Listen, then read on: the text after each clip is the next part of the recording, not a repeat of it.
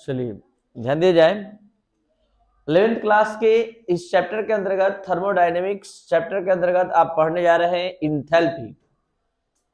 क्या है इंथैल्पी, ध्यान से थोड़ा समझा जाए। इससे पिछले वीडियो लेक्चर में और पिछले क्लास में आपको समझाया गया कि जब हम फर्स्ट लॉ ऑफ थर्मोडायनेमिक का मैथमेटिकल स्टडी करें तो पता चलता है कि हीट का दो फॉर्म होता है, एक कांस्टेंट वॉल्यूम पर और एक कांस्टेंट प्रेशर पर।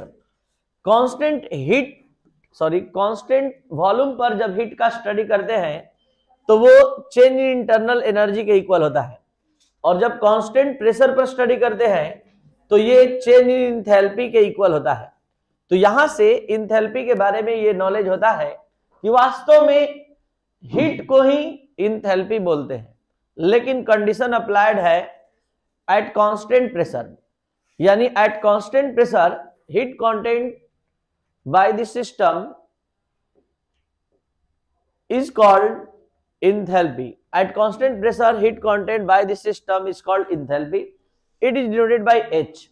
अगर आप इसको फर्स्ट लॉ ऑफ थर्मोडायनेमिक का फॉलो करते हुए डिफाइन करना चाहें तो आप पढ़े QP equal delta E plus P delta V, और आपको बता दें कि QP ही डेल्टा H है। तो अगर डेल्टा हटाया जाए तो H equal E plus PV, यानी वास्तव में इंथैल्पी जो है इंटरनल एनर्जी और प्रेशर वॉल्यूम से जो वर्क आता है उसके सम के इक्वल होता है। इसी को हमने यहां डिफाइन किया है कि according to first law of thermodynamic the enthalpy of system is equal to the sum of internal energy and the product of pressure volume work. ठीक है, तो यहां पर H equal E plus PV। It is an extensive property, जैसा कि आपको पता होना चाहिए कि जितना ज्यादा अमाउंट सब्सटेंस का होगा, जितना ज्यादा मटेरियल होगा, उसके अंदर स्टोर्ड इंथैल्पी का वैल्यू उतना अधिक होगा। और ये इंटरनल एनर्जी की तरह ये भी स्टेट फंक्शन है, इनिशियल और फाइनल वैल्यू पर डिपेंड करता है इंथैल्पी भी। अब हम बात करते हैं किसी रिएक्शन के लिए इंथैल्पी का मान। जैसा कि आप जानते हैं कि किसी भी रिएक्शन में, किसी भी केमिकल रिएक्शन में एक होता है रिएक्टेंट और एक होता है प्रोडक्ट। तो किसी रिएक्शन के इंथैल्पी के लिए आपको टोटल प्रोडक्ट के इंथैल्पी में से रिएक्टेंट के इंथैल्पी को घटाना होता है, यानी enthalpy of reaction is equal to total enthalpy of product minus total enthalpy of reactant. तो इस तरह से किसी रिएक्शन के लिए इंथैल्पी को आप डिफाइन कर पाते हैं। यहां सिग्मा HP क्या है, टोटल इंथैल्पी ऑफ प्रोडक्ट, और टोटल इंथैल्पी ऑफ रिएक्टेंट है सिग्मा HR या समेशन HR। तो ये था आपका इंथैल्पी। अब आप जब दोनों के बारे में अच्छे से नॉलेज ले लिए कि इंथैल्पी क्या है या चेंज इन इंथैल्पी क्या है और चेंज इन इंटरनल एनर्जी क्या है, तो आपको यहां एक हम रिलेशन एस्टेब्लिश कराने जा रहे हैं डेल्टा H और डेल्टा E के बीच, जो कभी डेल्टा H के वैल्यू को डेल्टा E में कन्वर्ट कर देगा और डेल्टा E को डेल्टा H में। और इसके लिए एक नहीं दो तरह का कॉन्सेप्ट दे रहे हैं, और साथ ही साथ जितने तरह के केमिस्ट्री में रिएक्शन होते हैं उन सभी रिएक्शंस के लिए डेल्टा H और डेल्टा E का रिलेशन एस्टेब्लिश करने जा रहे हैं सभी तरह के रिएक्शन के लिए। तो सबसे पहले आपको फिर से एक बार बता दें कि इंथैल्पी एक स्टेट फंक्शन है, इनिशियल और फाइनल वैल्यू पर डिपेंड करता है। तो दो स्टेट में हम बात करेंगे, एक इनिशियल स्टेट में, एक फाइनल स्टेट में, H1 H2। तो E1 प्लस PV1 आपको समझ में आना चाहिए कि यहां पर अभी जो हमने डिफाइन किया, बार बार ये हमने इक्वेशन लिखा अभी और आप देखे भी यहाँ इंथैल्पी के डिफिनेशन में भी। तो यहाँ पर हम जब दो स्टेट में बात करेंगे तो एक बार H1 एक बार H2, तो यहाँ पर हम E1 के साथ 1 लगाए, H1 के साथ 1 लगाए, P के साथ क्यों नहीं लगाए? क्योंकि इंथैल्पी हमेशा कांस्टेंट प्रेशर पर ही स्टडी होता है, इसलिए ये PV1 और ये हो गया PV2। ठीक है, यहाँ पर सबके साथ 2 हमने लगाया, P के साथ नहीं। यहाँ इक्वेशन 2 में से 1 को घटा रहे हैं, यानी H लेफ्ट हैंड साइड को लेफ्ट हैंड साइड से घटाएंगे, राइट हैंड साइड को राइट हैंड साइड से। तो H2 minus H1, E2 minus E1,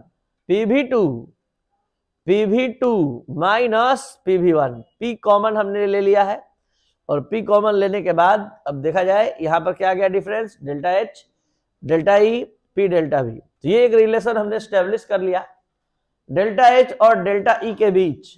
लेकिन प्रेशर वॉल्यूम के टर्म में अब हम नंबर ऑफ मोल के टर्म में भी हम इसके रिलेशन को स्टेब्लिश करने जा रहे हैं। इसके लिए हम हेल्प ले रहे हैं आइडियल गैस इक्वेशन का। और आइडियल गैस इक्वेशन के लिए PV इक्वल nRT होता है, तो P कांस्टेंट है, PV1 equal n1RT, PV2 equal n2RT। तो यहां पर फिर से इक्वेशन 5 में से इक्वेशन 4 को घटाया जा रहा है, तो PV2 माइनस PV1 में से P कॉमन लिए तो ये हो गया P डेल्टा V, और यहाँ RT n2RT माइनस n1RT में RT कॉमन लिया गया है तो n2 माइनस n1 तो डेल्टा nRT। तो यहाँ पर P डेल्टा V इक्वल हमने डेल्टा nRT ला दिया और यहाँ पर P डेल्टा V आया था, तो हम इसको डिस्प्लेस कर सकते हैं। इसके जगह पर हमने क्या लिखा, डेल्टा nRT। तो इस तरह से एक नहीं दो रिलेशन हमने स्टेब्लिश कर लिया डेल्टा H और डेल्टा E के बीच। पहला delta H equal delta E plus delta nRT और दूसरा P डेल्टा V। और दोनों इक्वेशन को आप अच्छे से देख पा रहे हैं, ये दोनों इक्वेशन डेल्टा H और डेल्टा E के बीच रिलेशन स्टेब्लिश कर रहा है। अब हम लोग बहुत यानी कि जो जितने तरह का केमिकल रिएक्शन होता है सबके लिए डेल्टा H और डेल्टा E के रिलेशन का स्टडी स्टार्ट करने जा रहे हैं।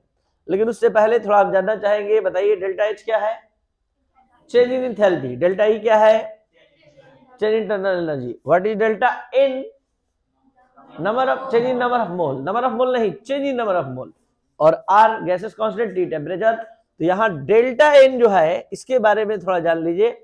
डेल्टा N है टोटल नंबर ऑफ, मतलब ऐसे तो आपने जो बोला कि डेल्टा N है चेंज इन नंबर ऑफ मोल, लेकिन इस चेंज इन नंबर ऑफ मोल किसी केमिकल रिएक्शन में कैसे निकाला जाता है, तो किसी केमिकल रिएक्शन में चेंज इन नंबर ऑफ मोल जो है total number of mole of product, या ऐसे कह सकते हैं number of mole of product minus number of mole of reactant. ठीक है, तो यहां पर हम इसको इस तरह से जब डिफाइन कर रहे हैं तो हम इसको पार्टिकुलर रिएक्शन पर आपको दिखाने जा रहे हैं। पहला रिएक्शन देखिए H2 प्लस I2।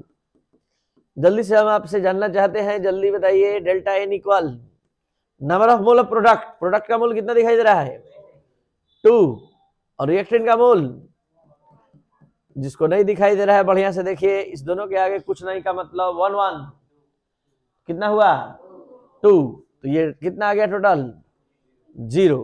फिर से बताइए PCl5 PCl3 plus Cl2, delta N का वैल्यू 1 प्लस 1 माइनस 1 कितना आया 1।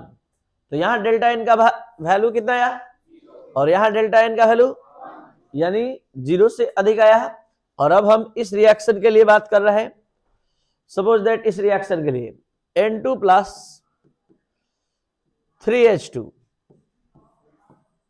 2NH3, जल्दी से डेल्टा N का वैल्यू बोला जाए क्या होगा 2 माइनस 1 प्लस 3 कितना हो गया 2 माइनस 4। तो यहां पर रिएक्टेंट का मोल अधिक है, प्रोडक्ट का मोल कम है, और बहुत इजी है ये निकालना, बहुत आसान है। देखिए 1 लिखा हुआ है यहाँ 3, प्रोडक्ट का मोल में से रिएक्टेंट का मोल घटा दिए और ये -2 आया। अब इसका यूज जरा देखा जाए। सबसे पहले स्टार्ट हो रहा है केस फर्स्ट, जब किसी रिएक्शन के लिए डेल्टा N का मान 0 होगा। तो सोचिए जरा डेल्टा N का मान 0 कब आएगा, जब प्रोडक्ट का मोल रिएक्टेंट के मोल के क्या होगा इक्वल होगा। तो जरा देखिए क्या प्रोडक्ट का मोल रिएक्टेंट के मोल के इक्वल है। तो इस तरह के रिएक्शन के लिए, इस तरह के रिएक्शन के लिए जब जब डेल्टा N का मान 0 होगा तो हमेशा change in enthalpy change internal energy के इक्वल होगा। कैसे होगा देख लीजिए, delta H equal delta E plus delta N, delta N का वैल्यू कितना हो गया 0, और 0 हो गया तो ये पूरा कंप्लीट वैल्यू ही क्या हो गया, 0। तो जिस जिस रिएक्शन में प्रोडक्ट का मोल रिएक्टेंट के मोल के इक्वल होगा, यानी डेल्टा एन का मान जिसके लिए 0 होगा, तो वहां अगर चेंज इन एंथैल्पी का मान निकाल दिए तो चेंज इंटरनल एनर्जी मत निकालिए, वही वैल्यू होगा, सेम दोनों का वैल्यू होगा। अब बात करते हैं वैसे केमिकल रिएक्शन के लिए जिसमें प्रोडक्ट का मोल अधिक होता है, रिएक्टेंट का मोल कम होता है, यानी डेल्टा एन का मान 0 से अधिक होता है। When delta n is greater than 0 या when number of mole of product is greater than number of mole of reactant। तो देखा जाए क्या हो रहा है, यहां पर डेल्टा एन का वैल्यू 1 आ गया, रख दिया हमने। अब जरा सोचिए, जरा सा कंपैरिजन करके देखिए कि डेल्टा एच अकेले सिंगल डेल्टा ई और आरटी के सम के इक्वल है। इसका मतलब इसका कंपैरिजन अगर इससे करें तो ये अधिक हो जाएगा। तो जब जब किसी रिएक्शन में प्रोडक्ट का मोल अधिक होगा, रिएक्टेंट का मोल कम होगा, तो उसके लिए चेंज इन एंथैल्पी का मान चेंज इन इंटरनल एनर्जी से अधिक होगा। और लास्ट, जब मतलब प्रोडक्ट का मोल कम होगा, रिएक्टेंट का मोल अधिक होगा, यानी delta n is less than 0 होगा, निगेटिव होगा डेल्टा एन का मान, तो उस केस में आप जब यहां रख रहे हैं देखिए -2RT, तो आप समझ सकते हैं कि ये डेल्टा एच डेल्टा ई के इक्वल तब हो रहा है जब 2RT घट रहा है। और ये -2 कहां से आया देख सकते हैं, ये प्रोडक्ट का मोल, ये रिएक्टेंट का मोल -2। तो जब प्रोडक्ट का मोल रिएक्टेंट के मोल से कम होगा तो उन सभी रिएक्शन में केवल हम नंबर ऑफ मोल मिला लेंगे तो हम बता सकते हैं कि किसका अधिक होगा वैल्यू, चेंज इन एंथैल्पी का कि चेंज इंटरनल एनर्जी का। तो यहाँ पर चेंज इंटरनल एनर्जी क्यों अधिक हुआ, क्योंकि जरा सोच के देखिए कि डेल्टा एच तब डेल्टा ई के इक्वल हो रहा है जब उसमें माइनस हो रहा है, विदाउट माइनस हुए ये तो इससे निश्चित नो डाउट अधिक है। और ये इक्वल साइन तभी हो पा रहा है जब ये 2RT घट रहा है। इसलिए कह सकते हैं कि चेंज इन इंटरनल एनर्जी का वैल्यू इस केस में अधिक होगा, किससे, डेल्टा एच से। तो ये था आपका आज का क्लास जिसमें आपने relation between delta H and delta E पढ़ा और साथ ही साथ इंथैल्पी के बारे में नॉलेज लिया। चलिए, तो आपका ये कंप्लीट